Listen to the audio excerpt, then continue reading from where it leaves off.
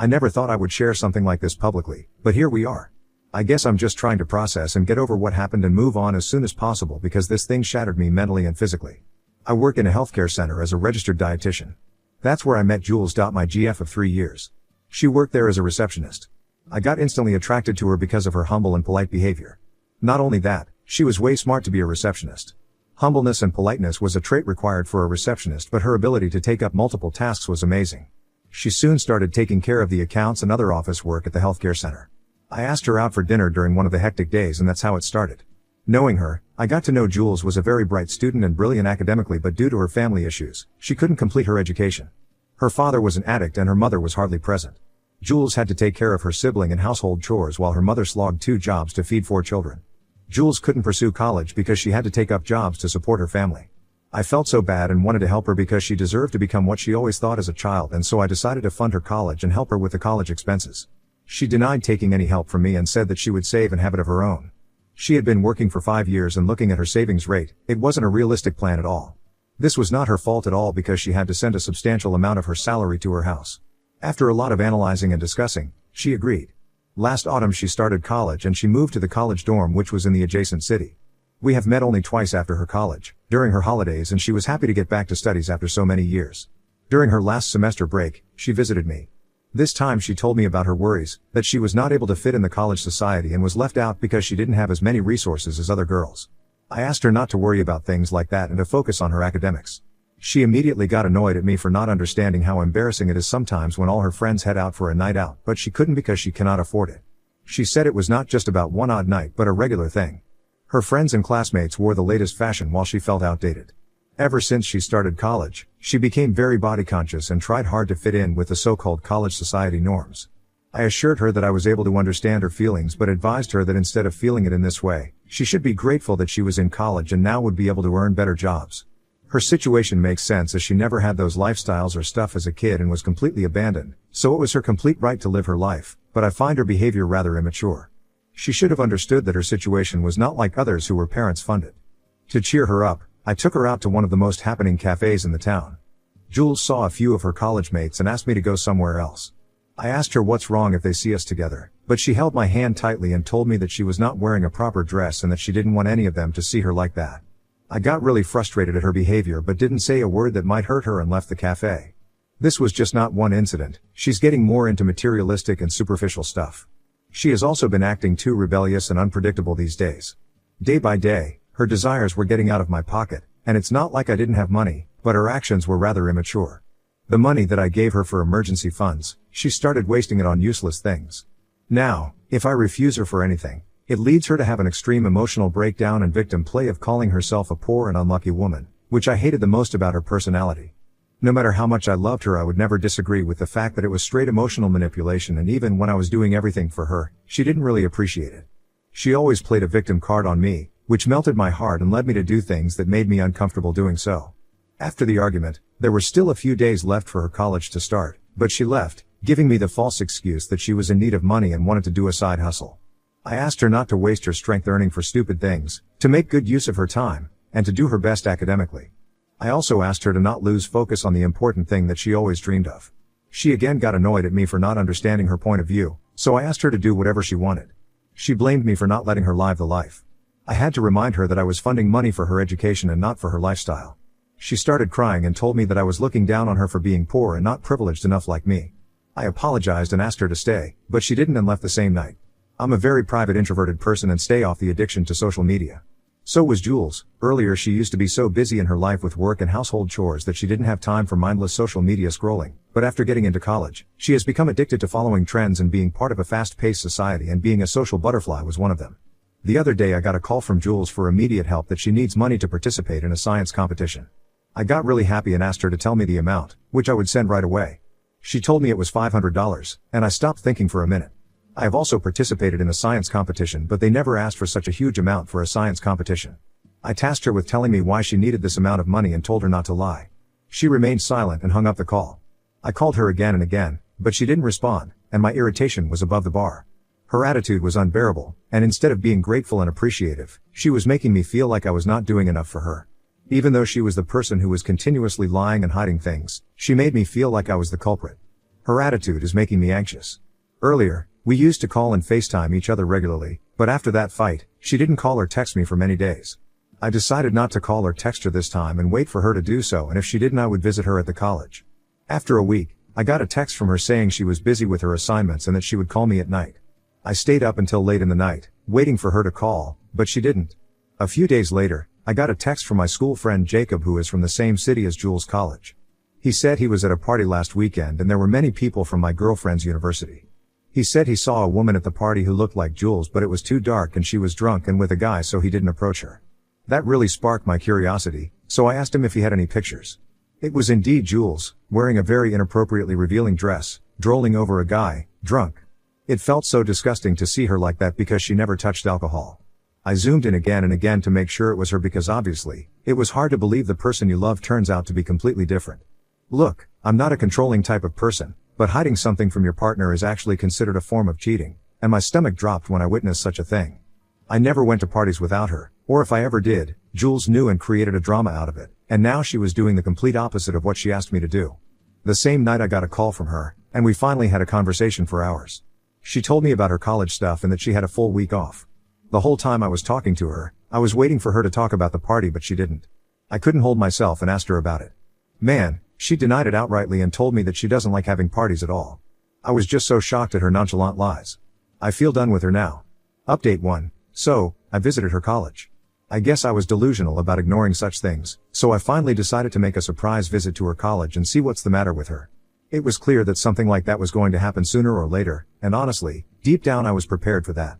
After reaching her, I called her, but she didn't respond to my calls. I got really mad at her for doing this to me. I mean, it was not just about missing one call. I called her multiple times for almost more than an hour and she kept ignoring me. What if there was some sort of emergency? Her behavior was alarming, and I could not predict or draw any conclusions. I checked into a hotel. She called me the same night, and I told her that I waited for her outside her dorm. Her response was cold toward me. Instead of being sorry about her carelessness, she just said she was busy. We had a huge argument on this and I hung up the call. After a while, God knows what she thought, she called me. I ignored it. After several calls, when I finally responded, she apologized and asked for my location. She was there in my hotel room within an hour. She looked exhausted and her eyes were red as if she hadn't slept for days. She told me that she was just going with her friends and exploring the cities, and her phone was silent.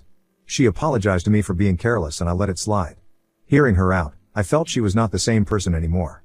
She was never the extroverted, outgoing, party animal she has now become. Her desire to fit in with the college environment and peer pressure were the biggest red flags of hers. I asked her again if she had gone out to that party, the one which my friend mentioned, and she immediately denied it. I took out my phone and showed her the picture. She couldn't process what happened and remained silent, with teary eyes. I asked her who was the guy. She started to cry.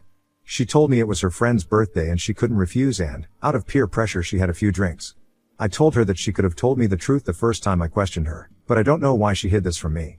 She held me and said that she couldn't refuse her friend's request and didn't want to tell me because I would get angry. I laughed and asked her, what happens now?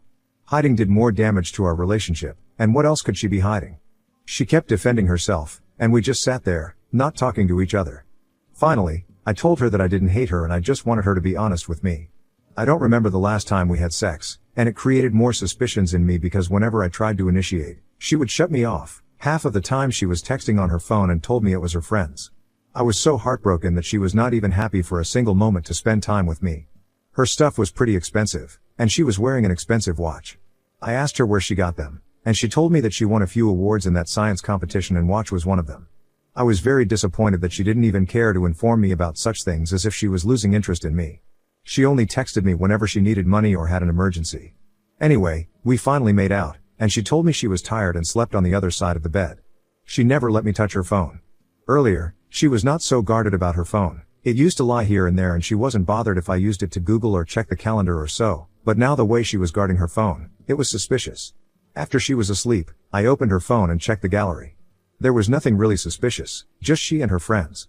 I checked the phone and saw a whole lot of social media apps. We never had any of these apps earlier. After joining the college, she told me she was on FB, but now seeing all sorts of social media apps was alarming. Also, she never told me about her virtual presence. She seemed to be too active on nearly all these platforms. I opened her Instagram account, and there were her pictures of clubs and many more things that were not in her gallery, and that was unbelievable. She broke my trust very badly. Naturally, my curiosity got the best of me, and I looked through her DMs. There was nothing to see until something caught my eye. It was a restricted account named Michael. My hands were shivering while opening the text, and it had an eerie vibe. So, I finally clicked on the text, and there it was, the truth behind her behavior. The last text was that she was going to her parents' house, and his reply was that he would see her soon, baby. She told him that she was going to her parents when she was actually with me. He was the same guy who was sitting next to her in that picture my friend showed. It was devastating. I did everything for her, just for her to betray and cheat on me. I read the whole chat, and it was her senior. They shared nudes with each other and had sex. She also demanded expensive things from him in return, which I failed to do. I realized that all her excuses of being busy with assignments and extra classes were nothing but a lie of lies to sell her body for a few accessories. I tried my best to help her make her future and be a stable and independent woman, and I didn't realize that she actually went pretty low to sell herself off for a few materialistic things. She sold our relationship just to be a social butterfly in college. I was disappointed and surprised because she always had high moral values, but I guess it was all an act. There were text messages where she said that she missed him and sexted. I couldn't stand reading any more of it, so I pretty much freaked out, had no idea what to do, and sat there like a ghost for an hour. I took everything on my phone for proof and decided to ditch her immediately. I wasn't in for any negotiation. Confrontations meant again a bunch of lies, and I'm just done with her. It was hard for me to process, but I packed everything and left while she was asleep. I spent the rest of the night, sitting alone at the station, and took the first train back to my home. The next day she called me and texted me, but I refused to do anything and just laid back under the circumstances before I decided to cut all the connections off from her, which also meant no money for the college fee. Her fee was due for the next week, and the whole week I kept ignoring her and dealing with the harsh truth on my own. Trust me, it was the cruelest shit that ever happened to me. I got a text from her asking about her college fees. When I was finally done ghosting her, I texted her that I was breaking up with her and she could take care of her fees on her own. She tried contacting me through mutual friends. I already told everyone what happened and asked them not to entertain her. She deserves to be on the street after the shit she pulled and manipulated me both mentally and physically. The next day she showed up at my house. Gladly I wasn't home. My roommate called me that Jules was there. Yeah, I had a new roommate after Jules moved out for her college. I told him to say that I wasn't in town and don't know when I would return. I did the same as she did to me back then. She called me nonstop, and I didn't respond. I stayed at my friend's place that night.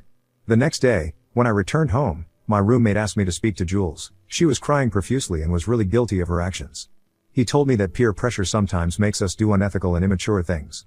I just nodded. He knew our relationship from the surface, but I know how much she has changed, and it was just not about peer pressure. She wasn't 18. She is a grown-up woman and should know how to keep herself grounded in a situation like that, but she didn't. Update 2. I thought she would get her clues from my ghosting, but she didn't. She kept texting me asking for closure, asking for a reason for ghosting her, for breaking up with her. Not only once, but multiple times she showed up at my house. Sometimes, when I used to be at home, I didn't answer the door and left her standing outside, but she didn't deter. Ultimately, I had to give up and meet her. What could I do? She was bothering all our mutual friends and my roommate to the point that they requested me to get done with it. I called her, and the way she responded seemed like she had just placed her finger on the answer button waiting for my call. It made me laugh at the realization of how she used to ignore my calls. As soon as she heard my voice, she started crying and pleading with me not to do this. She started with those classic lines of "I couldn't live without you, I had dreamt about our future, you cannot ruin this," and all that. I told her to cut the crap out because I'm no longer falling for her fake emotions. I told her I was done being her ATM. She considered me as the source of her money and nothing else. She acted confused and asked me what was I saying. I told her that she could continue with Michael as he was providing her with better amenities than I was. After hearing his name, she went silent. She said there was a misunderstanding and pleaded to meet me once. She said, "Let's sit and sort this out." That sounded hilarious to me. I was like, "Babe, I'm done sorting out with you. I'm out of your way, you can do whatever you want with your life and your body." She tried her last bet of manipulating me using her victim card. She said that, if you cut me off, I would never be able to graduate from the college. I said, "Fine by me. Not my problem anymore." I hung up the call. She called me a couple of times after that, but she stopped bothering my friends and roommate after that. It's been more than a month since then, and I'm NC with her since I ghosted her, and I plan to remain so. I'm just moving on with my life and don't think about her anymore. Update 3. Thanks for all the support. I'm in a much better place mentally. I have moved on. I took a solo trip to the mountains last month and it gave me a lot of mental peace. This is going to be a super mini update. Yesterday was my friend's engagement party. There I got to catch up with other friends, some of them mutual to Jules. I got to know that Jules had dropped out of college and she was back in the city working as a receptionist at some small office. It wasn't shocking because I knew that would happen. Looked like it was all just for fun with Michael, and when he was done, he moved on. He is a 20yo rich lad. What else do you expect him to do? Marry her and pay for her college fees. She got what she deserved. She bargained her future for temporary adrenaline and expensive items just to show off and come cool in front of her college peers. Now on to the next story. Story 2. My cheating ex-wife left me for her high school boyfriend, but they're still shunned when they visit our small hometown. My wife and I were born and raised in the same small town. I was a few years older than her, so we didn't interact until both of us were finished with college and had moved back. She had just come back after finishing school. The two of us bumped into each other in the grocery store and struck up a conversation. I knew of her because it was a small town, but I didn't know her personally. She had the same deal with me. After checking out, we talked to our cars, exchanged numbers, and went about our day. From the start, we seemed like a good match. We both wanted to live in the town we were born in and eventually raise a family there. The two of us also both worked in the medical sector, so this was another similarity we had. It was slow going at first because neither of us was sure it was going to work, but as time passed it became clear it was turning serious. I always knew that I wanted a wife, kids, a house, and the whole 9 yards. She seemed like she did as well, so when I proposed it wasn't that much of a surprise. The whole town seemed to be celebrating with us. Like I said, it was a small town. Both our families were well known and had a lot of friends here. I suppose that was why I was so insistent on coming back to eventually live here. It was a great place to just live and raise a family. Once we got married, the two of us decided to rent an apartment while we saved money up for a down payment on a house. Both our parents were more than willing to help us, but for now, we just wanted to see how much we could save. I might seem like I'm coming off as straightforward and practical, but I did love my wife very much. I'd never meshed with someone like I did her, and I assumed she felt the same. For the first 2.5 years of marriage, things were going great. It was around this time, however, that I noticed my wife getting rather short with me. She'd snap at me about things that normally didn't bother her before, and it was a little startling. I thought she might have been dealing with some stuff at work, so I gave her a little time. After 6 months the attitude started to change. My wife seemed happy and giddy again, though then something else started to pop up. My wife was always busy. When we did interact things were fine, but this seemed to happen less and less. At the time I was just glad she was no longer snapping at me, but there was this little voice in my head telling me something was off. I just want to tell you that you need to listen to it because usually it isn't wrong. A part of me wanted to ask outright if she was cheating on me, but I didn't know how that was going to go without any evidence behind me. So, when my wife told me she was going to go out with friends, I showed up at that friend's house. They were surprised to see me and instantly looked guilty. It didn't take long to get them to tell me what was going on. So I went home and waited for my wife to come home to confront her about her cheating. The first thing she seemed most upset about when I confronted her was that her friend had broken her confidence. The guy she was cheating on me with was her high school boyfriend, who also lived in town and was married. At the time she was treating me terribly. She learned he was taken, which was crazy to me. My wife was married to me. I would think that would have played some factor in her decision making, but it didn't. When she started treating me nicer, or what I perceived as nicer, she and the app started up a relationship. I was in shock for a while, unsure of what to say or do. Eventually, I asked her why she did this. My wife gave me some crap about her high school boyfriend being her one true love. She didn't think they stood a chance of getting back together because he lived across the country. However, just before he got married he moved back to the town with his wife and thought that was her chance. I asked what about me and she just cried. The tears would have moved me at one point, but no longer. My only response to her was that she would get the divorce she wanted so she could be with her high school boyfriend and precious true love. We had a month-to-month lease on the apartment, so it wouldn't be that hard to get out of it. She told me I could keep the apartment if I wanted and she'd go live with her app. I wanted to mention that the app was married, but I didn't care anymore. My soon-to-be ex-wife was no longer my problem, frankly. To my surprise, she did end up living with the app. His wife had left town to go back to be with her parents, leaving his house with an empty spot just for my wife. It was almost so romantic if you didn't realize that both of them had blown up their marriages to be together. Once those two were moved in together and the divorce process started, the rumors started to fly through town. Everyone was eventually coming up to me apologizing about what happened and telling me that they were sorry for how everything went down. I was embarrassed at first for the town to know what happened, but then I realized how my ex was being treated. She and her app were essentially being treated like the town pariahs. No one wanted anything to do with them. What they had done was unforgivable in their eyes. It got so bad that the app sold the house, took my ex with him, and left one night. I wasn't upset because I was glad that I would no longer have to see her around town. To think that the town itself had sent her running with her tail between her legs. Anytime my ex came back to visit family, which was a couple of times a year, mind you, the town shunned her. When she brought the app with her, it was even worse. I eventually moved on and met another woman. She was someone who had been in my class. Like me, she was also dealing with a divorce because of her husband having an affair. It's not to say the two of us bonded over this, but it was something we could relate to about each other. Now the two of us are married and expecting our first child.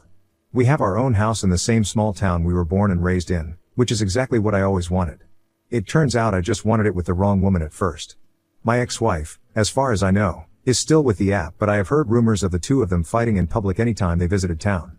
It was fitting to know that the two of them hadn't been able to run off into the sunset like they initially wanted. I am just not going to think about them and will focus on the new life I am building with my second wife.